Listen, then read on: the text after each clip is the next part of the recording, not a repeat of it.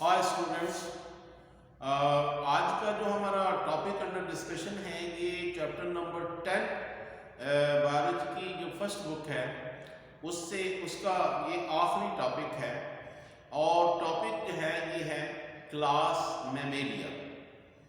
ये टॉपिक जो है मैमेलिया क्लास जो है मैमल्स की जो क्लास है ये बोर्ड के एग्ज़ाम के हवाले से भी और एंट्री टेस्ट के हवाले से भी बहुत ही अहम टॉपिक है, वेरी वेरी इम्पोर्टेंट। बोर्ड में से जो बोर्ड का एग्ज़ाम है उसमें से अक्सर शॉर्ट क्वेश्चंस इसमें से आते हैं और एमडीकैट में इसमें अक्सर एमसीक्यूज जो हैं वो इस पोर्शन से बनते हैं। This portion is also included in the MDCAT, so it's a very important. तो सबसे पहले हम बात करेंगे कि ये जो मैमल्स हैं क्या है, यानी मैमल्स का तो जो थोड़ा सा तारफ हम इसकी बात करते हैं कि मैमल्स के तारफ के हवाले से कि जो मैमल्स हैं इसको सबसे पहले जो कार्ल लिनियस था, जो आप जानते हैं it's a very prominent name, जो कार्ल लिनियस था जिसने बहुत काम किया है बायोलॉजी में, स्पेशली नॉमेनक्लेचर के हवाले से और जो है 5 किंगडम के हवाले से। तो उस पर्सन ने सबसे पहले जो एनिमल किंगडम के अंदर मैमल्स हैं इसकी डेफिनेशन की, यानी इसको डिफाइन किया। तो कार्ल लिनियस ने सबसे पहले ये क्या कहा कि मैमल्स की डेफिनेशन ये है कि मैमल्स वो ऑर्गेनिज्म होते हैं जो कि अपने बच्चों को दूध पिलाते हैं, यानी ये उसकी डेफिनेशन थी कि वो एनिमल्स जो अपने बच्चों को दूध पिलाते हैं उनको हम मैमल्स कहते हैं। तो उसके बाद ये कि ये इनकी दूसरी मैमल्स की खुसूसियत ये है कि इसके बारे में डिटेल से हम डिस्कस करेंगे कि मैमल्स के कैरेक्टरिस्टिक क्या हैं। कि मैंने आपको सिर्फ ये बताया कि स्टार्ट में मैमल्स किसको कहा जाता था। कार्ल लिनियस ने यानी जो मैमल्स की डेफिनेशन की थी वो ये कि ये वो एनिमल्स होते हैं जो कि अपनी माँ से दूध पीते हैं और दूध पी के वो उनके बच्चे जो हैं वो नॉरिश होते हैं या बड़े होते हैं। तो ये जो मैमल्स हैं इनकी सबसे बड़ी खुसूसियत ये है कि they are highest animals in the animal kingdom. Animal kingdom में हाईएस्ट एनिमल्स, हाईएस्ट से मुराद है कि ये सबसे ज़्यादा इंटेलिजेंट हैं, इनका नर्वस सिस्टम सबसे ज़्यादा डिवेलप्ड है, यानी इनका जो नर्वस सिस्टम है तमाम एनिमल्स से ज़्यादा डिवेलप्ड है, ये सबसे ज़्यादा इंटेलिजेंट एनिमल्स हैं। ये इसीलिए इनको कहा जाता है कि they are the highest animals in the animal kingdom. और इसलिए कि इनका जो एवोल्यूशन कैसे हुआ, ये पैदा कहाँ से हुए, कहाँ से आए हैं मैमल्स, तो इसके बारे में ये कहा जाता है कि ये असल में रेप्टाइल्स से निकले। और रेप्टाइल्स जो कि आप जानते हैं कि जुरासिक पार्क जो ईरा था, जुरासिक पार्क कह रहा हूँ, जो जुरासिक ईरा था यानी उस ईरा के अंदर ना सिर्फ डायनासोर्स की पूरा डोमिनेंस थी, बल्कि ये जो डायनासोर्स हैं उनमें से कुछ स्पीशीज ऐसी थी जिनमें मैमल्स के कैरेक्टरिस्टिक भी पाए जाते। तो कहा यह जाता है कि ये जो मैमल्स हैं ये असल में डायनासोर की वो टाइप जिसको हम कोटाइलोसॉर्स भी कहते हैं या इसको कार्टिलोसॉर्स भी कहते हैं।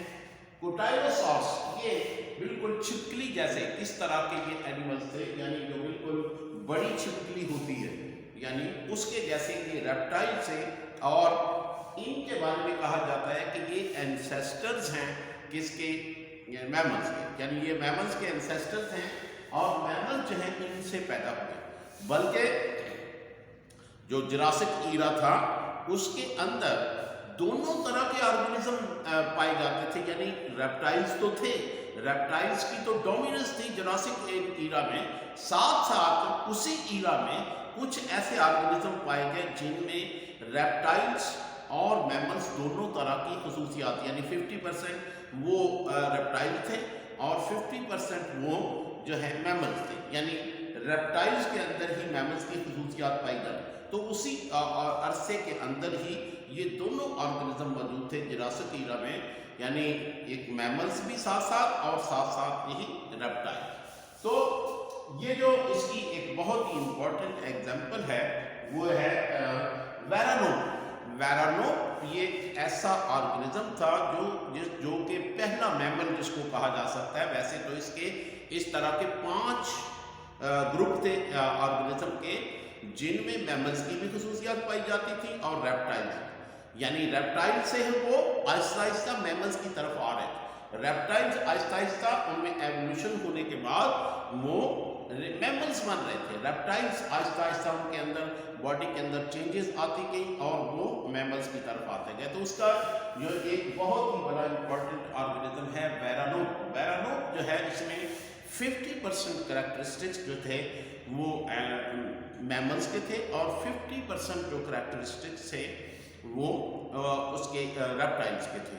तो ये वो ऑर्गेनिज्म है। इसके अलावा ये जो यानी जो मैमल्स थे ये जब डोमिनेट फिर कब हुए, यानी जुरासिक ईरा जो था उसमें तो असल में ये जो रेप्टाइल्स थे ये डोमिनेट थे, लेकिन आहिस्ता आहिस्ता ये जो ईरा था जिसको सीनोज़ाइक ईरा कहते हैं, सीनोज़ाइक ईरा के अंदर आकर मैमल्स की डोमिनेंस हो गई।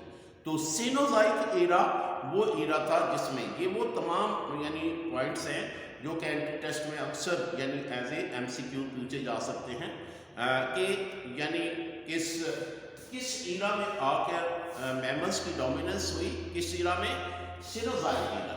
ठीक है। अब उसके बाद यानी इनके अगर हम कैरेक्टरिस्टिक्स की बात करें मैमल्स के कैरेक्टरिस्टिक्स की, तो मैमल के कैरेक्टरिस्टिक्स क्या है? नंबर 1 इनका कैरेक्टरिस्टिक ये है कि इनकी बॉडी के ऊपर एक कवरिंग की बजाय यानी या तो बाल होते हैं या फर होती है, यानी जैसे भेड़ बकरियों के ऊपर काफ़ी बड़ी फर होती है या बाल जैसे हमारे जिस्म के ऊपर बाल है, तो इनकी बॉडी के ऊपर एक कवरिंग ऑफ हेयर होता है या फर, यानी कि या इसके ऊपर हेयर होते हैं या फिर फर होती है। और दूसरा ये है कि इनकी जो चेस्ट कैविटी है, चेस्ट कैविटी के बिल्कुल नीचे एक मस्कुलर शीथ होती है जिसके बारे में आपने पहले भी पढ़ा होगा, जिसको हम डायफ्राम कहते हैं, यानी मस्कुलर शीथ ऑफ यानी ये जो हमारी चेस्ट कैविटी है और एब्डोमिनल कैविटी है। अब चेस्ट कैविटी और एब्डोमिनल कैविटी के जो दरमियान में एक मस्कुलर शीथ है, ये दोनों कैविटीज को अलग अलग करती है, इसको हम डायफ्राम कहते हैं। तो diaphragm is also present in the mammals. इसके अलावा इनकी एक ये भी खसूसियत है कि इनकी ये वाली जो हड्डी है, ये हड्डी जिसको यानी मैंडिबल कहते हैं, ये मैंडिबल हड्डी एक ही हड्डी है, ये अनपेड बोन है, facial bone, unpaired facial bone है जिसको मैंडिबल कहते हैं, और ये एक ही हड्डी है। और ये पहले ऑर्गेनिज्म हैं यानी जिनके अंदर मैंडिबल जो है, ये वाली जो जा वाली हड्डी है वो एक सिंगल बोन पर, यानी इनका जो नीचे वाला लोअर जा होता है वो सिंगल बोन पर मुश्तमिल होता है। इसके बाद इनके कानों में 3 हड्डियां होती हैं। एक तो इसका जो कान होता है, इसका जो बाहर वाला हिस्सा होता है, ये वाला जो लटक रहा होता है, दैट इज कॉल्ड पिन्ना। इनमें पिन्ना होता है यानी कान इनके इस तरह से लटकते हैं। और दूसरा ये है कि इसके हर कान के अंदर 3 हड्डियां होती हैं, मेलियस, इंकस और स्टेप्स। स्टेप्स जो कि हमारी बॉडी के अंदर सबसे छोटी हड्डियां, उसको स्टेप्स कहा जाता है। तो यानी इनके कान के अंदर 3 हड्डियां होती हैं, मेलियस, इंकस एंड स्टेप्स। और दूसरा ये है कि they have 2 types of teeth, deciduous teeth and permanent teeth. यानी कि इनके जो टीथ होते हैं वो डेसिडुअस यानी कि फॉल्स टीथ, जिनको मिल्क टीथ भी उनको कहते हैं। आपने देखा होगा कि बचपन में हमारे दांत एक दफ़ा आते हैं, वो गिर जाते हैं, जिनको मिल्क टीथ या डेसिडुअस टीथ कहते हैं। उसके बाद फिर परमानेंट टीथ आते हैं। तो ये एक फिनोमिना है इसके अंदर, मैमल्स के अंदर।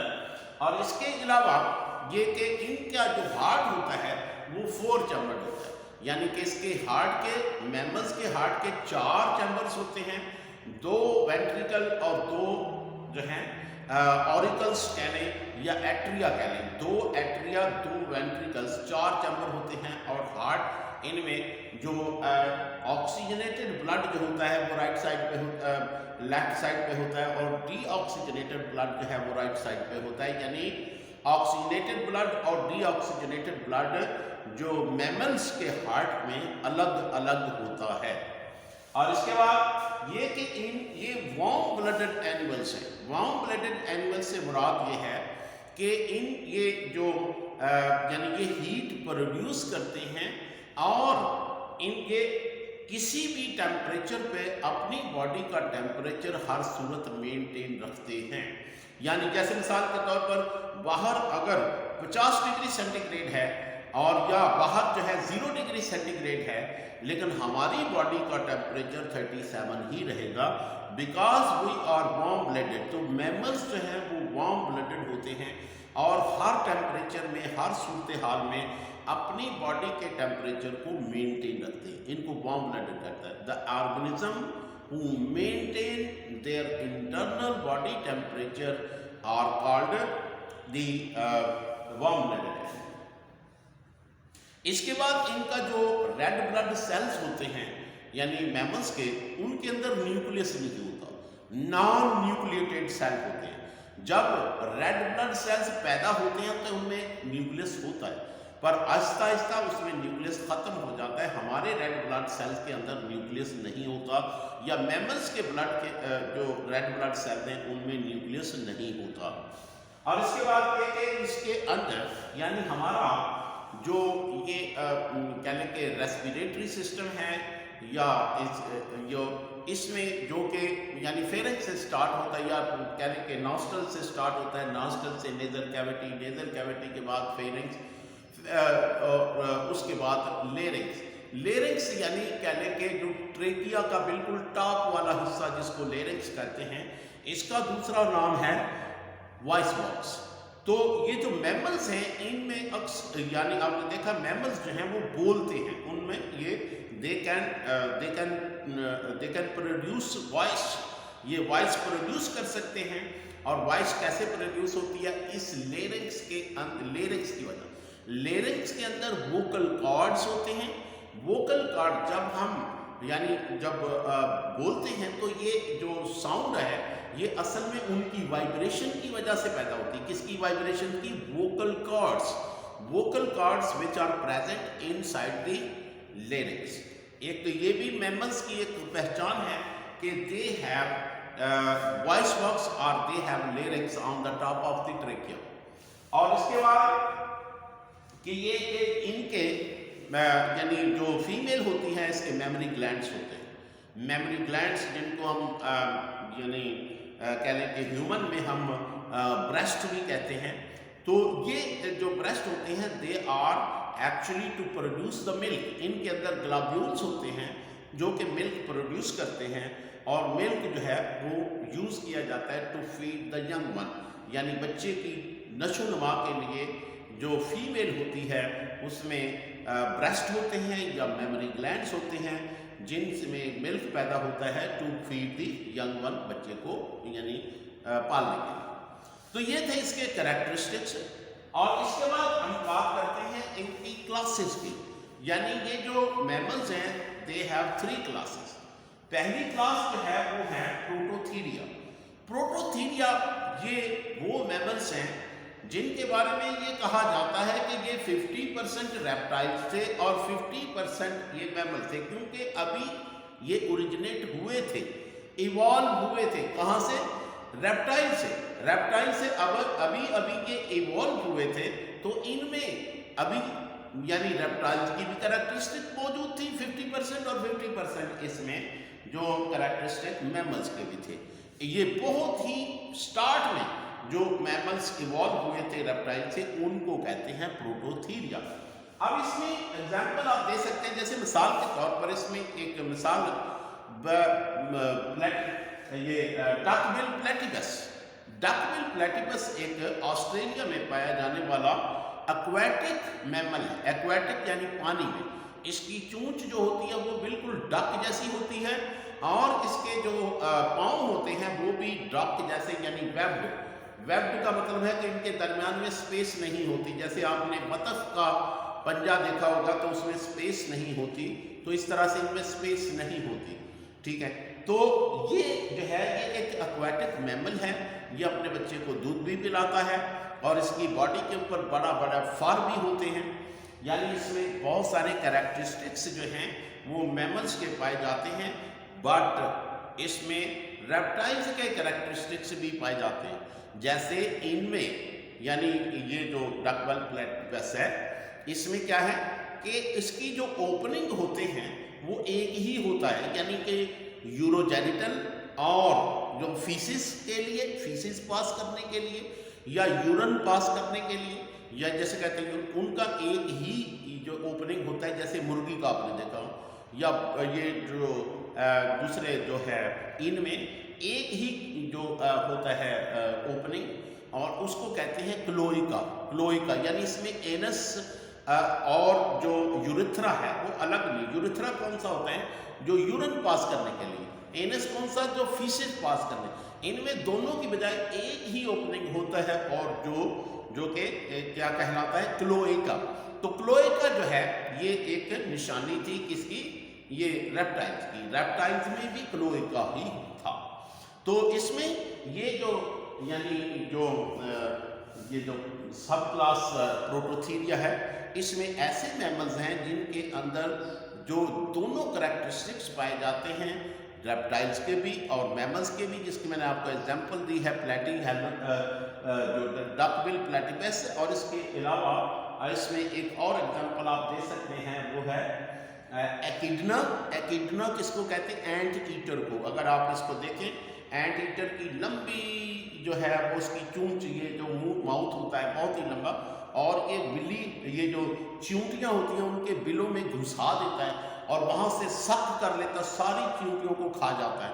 यानी उसकी जो अगले वाली मुंह का जो अगले चूंच सी बनी होती है वो चींटियों के बिलों में घुसा के उसको एंट ईटर कहा जाता है। ये भी इसी तरह का एक मैमल है जो कि बिल्कुल मोस्ट प्रिमिटिव मैमल जिनको कहा जाता है। उसके बाद जो नेक्स्ट जो क्लास है वो है मेटाथीरिया। मेटाथीरिया वो क्लास है मैमल्स की जिसमें एक स्ट्रक्चर होता है जिसको हम कहते हैं मर्सूपियम। मर्सूपियम क्या होता है?